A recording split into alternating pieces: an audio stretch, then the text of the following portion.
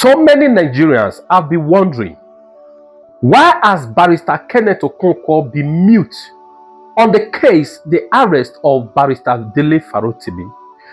We all know that both Dele Farotimi and Kenneth Okonkwo were the spokesperson of Peter Obi in the 2023 presidential election. And everyone honestly like to hear the two, the likes of Dele Farotimi and Kenneth Okonkwo.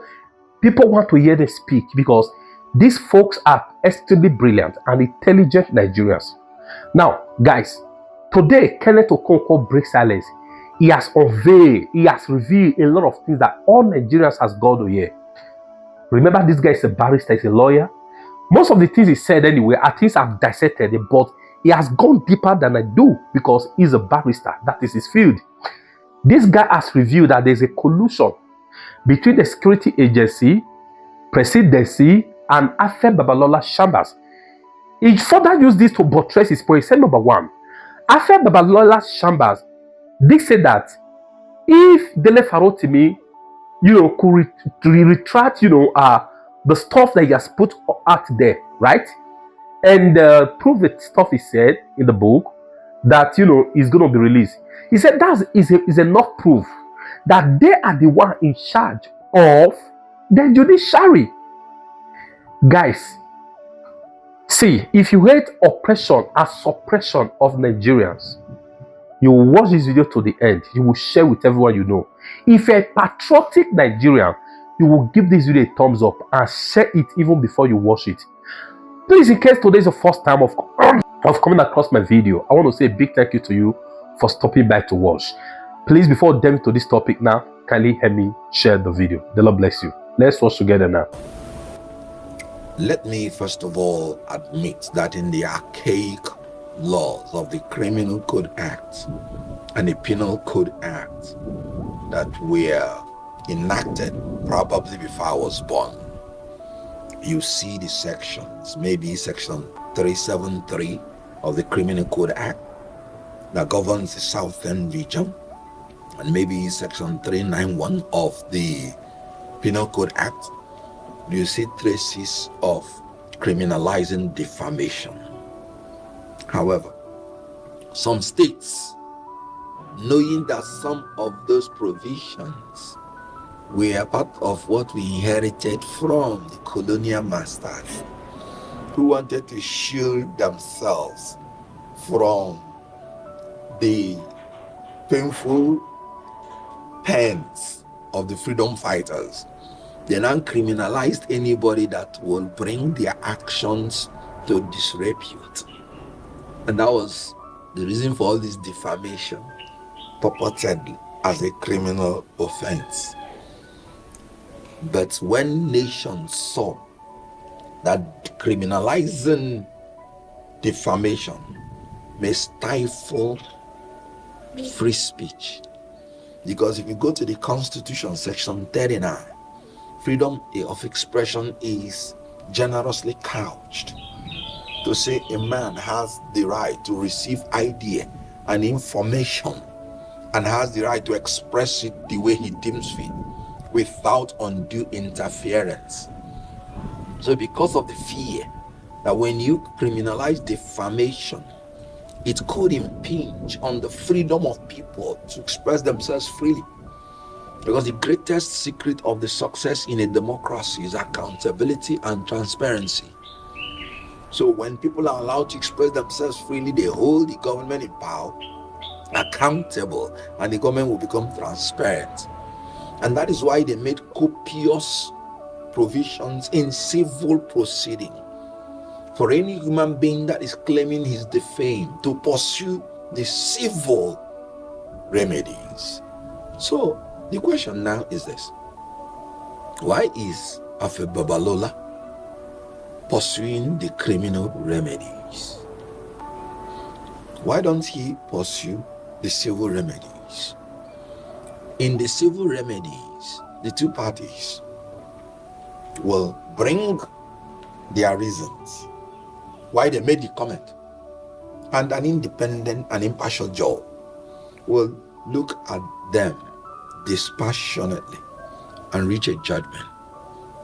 In a criminal proceeding, It is no longer an offense against Afe Babalola. It is an offense against the state. And the burden of proof is no longer on Farotimi. The burden of proof is now on the state. And they need to prove it beyond reasonable doubt. Farotimi has the right to remain silent until after the trial without saying anything. So taking him to a criminal court, where even in the modern law of Ekiti State, they have jettisoned defamation. I want to presume in their state laws as a crime. Lagos has jettisoned it. Now, I was worried about the statement from Afe Babalola chambers that if Farotimi can prove himself, he will be released. That has actually portrayed them as colluding with the security agencies because it is not in their power to release. So confessing that if Farotimi says this, he will be released, is trying to say that they are in collusion with the security agency, that they have the power to detain him and release him. That's the implication. Confirming our fears that this is an intimidation. Why arrest Farotimi before you conclude your investigation? The Supreme Court has made it clear. You don't arrest a man and run around for investigation. You would have concluded your investigation, then you will arraign him in court. Then why go to court to get a remand order to remand him in prison? You just want to intimidate him and punish him unheard. They were saying, I heard that they've invited him to come and he didn't come, and that was why the remand order. Excuse me, before that time, Farotimi granted a press interview that, look, he's hearing, that they know where to get him. They know where to serve him any paper. Meaning he is actually owning up publicly that he has not received any summon or any paper. He said there is a conspiracy, and he said no Nigerian should cry for his freedom, that all Nigerians should insist that they should take him to court. Now, in America, by way of comparative analysis, people are even allowed to make a plea from their house. They will send you the charges and you would state in writing whether you're pleading guilty or not. And if you say you're not guilty, then they will tell you the day you present yourself to court for the commencement of the trial. So a man, you know where he's staying, who does not go to London or America and be tweeting from there like some cowards do. But he has been in Nigeria and told you he's not going to anywhere, and you know where he is. Have you served him any paper personally? If you have, what's the evidence? What they would have done is, if they've been serving him, because there has to be personal service, if he has been rejecting it or avoiding it, you make it public. I did not see any public declaration by the police or any security agency that they have been serving him and he has not been honoring it. Remember Yahaya Bello? EFCC made all the arrest attempts and all the going to court public before they even served a bench warrant. Did you hear that in Farotimi's case? So I suspect conspiracy. And then the Afe Babalola chamber confirmed when they say, if he proves the allegation, in criminal proceeding, it is the prosecutor that will prove all the allegations beyond reasonable doubt. So if they wanted Farotimi to prove whether what he's saying is true or not, they would have gone through the civil proceeding where they will now allege defamation, and Farotimi would justify that it is not defamation, that it is the truth. They are the facts. And then they did not go through that procedure, and that is what is making us to conclude reasonably that that is an attempt to intimidate, to frustrate, and manipulate Nigerians and punish Farotimi for his political stand on issues without giving him fair hearing. He said he's a victim of Nigeria. I agree with him. So what they would have done is that they would have filed the charges publicly, told Farotimi, come and defend yourself. He comes to court on the day, defends himself, and then the court will decide. Why remand him? Anytime you start remanding anybody, you've already started punishing him.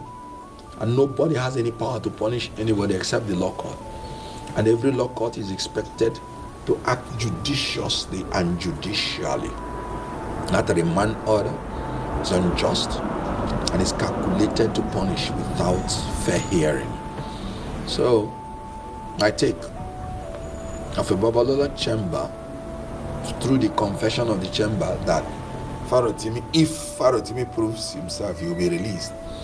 They have just confirmed our fears that there is a collusion based on that statement between them and the security agencies to punish Farotimi for his stand on issues. And of course, the security agencies are under President Tinubu. President Tinubu, you remember, ordered the release of those children that were illegally detained. So he ought to have immediately ordered the release of Farotimi so that it does not portray his government as using the security agencies to intimidate political opponents. Because that's where I will conclude it on. Because he's a political opponent. And worldwide, anything you do to a political opponent, the people of the world have the right to interpret it that you want to intimidate the political opponent. If you ask me, I would say I believe that this is still an intimidation of political opponents, and they should desist from it. Release Farotimi unconditionally and allow him to have his day in court if they believe that he committed any offense, based on archaic, outdated, purported defamation offense, which is no longer existing in the books of some of the advanced states in Nigeria that do not want to impinge free speech, like Lagos. So it's just a ruse. He's just a victim of Nigeria, as all of us are. Since May 29, 2023, the Senate has always been in a hurry to pass anything that President Tinubu brings to it. As a matter of fact, President Tinubu today, by the confession of a senator, that he never saw the approval of the Senate for the presidential jet of 150 billion naira. I'm quoting Abaribe. He never saw it on the Senate floor. And they are purporting to say that it was in the budget. And he says he's always around for the plenary, by his own words. So the Senate, what it means that they even preemptively approve whatever is coming to the Senate. Then you can imagine the one that is presented to them. It's a photocopy Senate, not even rubber stamp, photocopy. They are spokespersons, official spokespersons of the president. A tax reform bill that includes pay and VAT, state taxes. And you think you can rush it through without even consulting these people. And when they had a meeting and say, sir, withdraw this first for further consultation, he said, no. You should go on while you're consulting them. Your own vice president, that's a vote of no confidence on his vice president. There are certain ways you do things in a democracy. You have to give people a sense of belonging. You can't continue with arrogance of power unchecked. This government has had a tradition of not consulting before it brings out policies. Remember, fuel subsidy was gone. on the inauguration ground, meaning he did not even consult his wife because they just swore him in. Anything he did before that, he wasn't the president. So they just swore him in. And he started issuing such policies without consulting any human being on earth. He depreciated the naira without a cabinet. He commanded Niger Republic, another country. The junta must step down or face being removed within 7 days. Aborn. In politics, say less and do more. He blocked the whole 7 states of the north without even consulting any governor from there to weigh the cost-benefit analysis. After many months, what did he achieve? Reduction of Nigerians' image in the world community because he was able to carry out none. He did not even consult the Senate that has the approval before you can use the military outside Nigeria before doing the loud boast. So these governments enjoy saying more and doing less. When they were even seeking down the face of the Niger Republic junta, the Niger goes, I don't want. Because of lack of consultation. So in these tax reform in Nigeria is long overdue. I have nothing against it. There are some beautiful provisions we should carry on in Nigeria based on derivation. Because we want to encourage productivity. You know, I feel very ashamed that the most blessed section in this country, which is the North, is the most blessed. All the food we are eating, solid minerals. You can see how they are discovering oil. For such a region to even begin to look at South for survival tells you the level of incompetence and corruption of Nigerian leaders. Because they are so blessed in everything. You know, because they are strategically located between the rainforest of the South and the Sahara from the Sahara Desert. So their land is neither too much in this side or too much in this side. Very, very fertile land without fertilizer. So such a region is the region that will be insisting it must be based on derivation. And they just go to look at their land and bring out the beautiful lithium, gold, flowing like a river in the north. They don't need to catch cold whenever anybody sneezes. Derivation is the best method to encourage productivity, and I support it 100%. Then the tax reform bill, I think section 146, they said VAT will be increased from 7.5% to 10% to 12.5% to 15%. Where? Wickedness. People are dying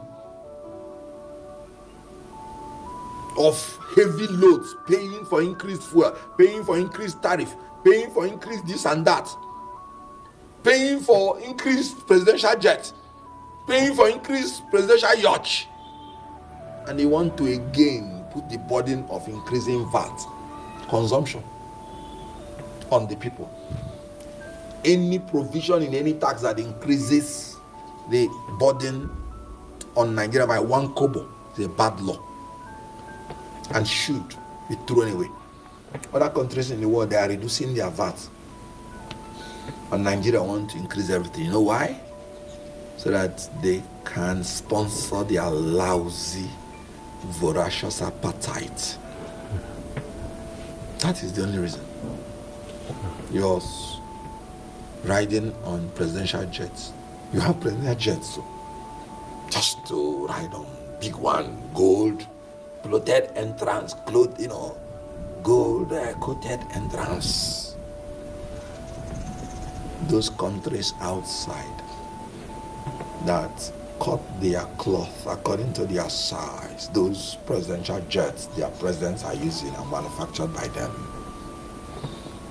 You are a borrower of money. You don't have money. Your people are hungry. And you're living a profligate lifestyle, and you want the people to be the one that you will export to pay for all those lifestyles.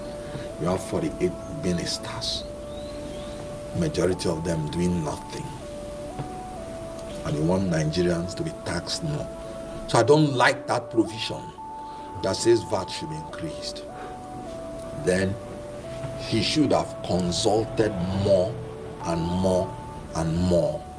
Democracy is based on dialogue and compromise, at least to give people sense of belonging. Telling the 36 governors and your vice president, go to hell, is not the best way to go in a democracy. So I would have supported consultation so that we would disarm those people who are maybe rightly or wrongly coming against your bill. Because the more you educate people on something, the more aware they are. Some people even went to the extent and said the tax bill is against Sharia and is not existing anywhere. But because of the speed you want to pass it, they'll begin to say there must be something in it. Then some mischievous people will now come and say this is against Sharia, just to make people to move against it. They say inheritance will be taxed by 24%. How? In my own opinion, it's not existing in the bill. But these are the things that dialogue would have been able to sort out. But I support derivation. I support there should be no increment in taxation on Nigerians. Support the unification of the tax system, because in Nigeria they say there are more than 100 taxes imposed on people. So if it is unified, so that one agent will be collecting the taxes, it makes payment easy. Technology just transfer. Now you have companies income tax, you have personal income tax, you have capital gain tax, you have VAT, you have... Each one has different administrative agency. So in your house, you see people come to you, harass you, company income tax, personal income tax, this and that. This bill wants to harmonize so that you have uniform agency collecting these things, and you can pay this thing once and for all, even through technology. So there are very good things about this bill. The lack of consultation gave room for people to manipulate the provisions, either ignorantly or mischievously, to bring the bill to opprobrium. And remember, tax, once people hear tax, they react negatively to it because they feel it's an imposition. They might not even know it might even be a reduction. Then another thing is, you're saying in the tax bill that anybody earning below 800,000 per annum is exempted from tax, and you are the one who puts the minimum wage bill to opprobrium. And remember, tax, once people hear tax, they react negatively to it because they feel it's an imposition. They might not even know it might even be a reduction. Then another thing is, you're saying in the tax bill that anybody earning below 800,000 per annum is exempted from tax, and you are the one who puts the minimum wage to be 70,000. 70 times 12 is 840,000. So even the least person that is earning anything is not exempted from the tax. So what sense does it make? These are the things that consultation helps you to do. To point out to you the little embarrassing provisions. Because eventually you give nobody any tax benefits. Because if somebody earning 70,000 will not benefit from it, which is the minimum wage. And minimum wage means that everybody, including even private sector, ought to be paying it. So some provisions have to be tinkered with. That basic minimum should be increased. So that people that are earning should benefit from it. Then any increment of tax should be removed. Then the issue about harmonizing, unifying the administrative processes, very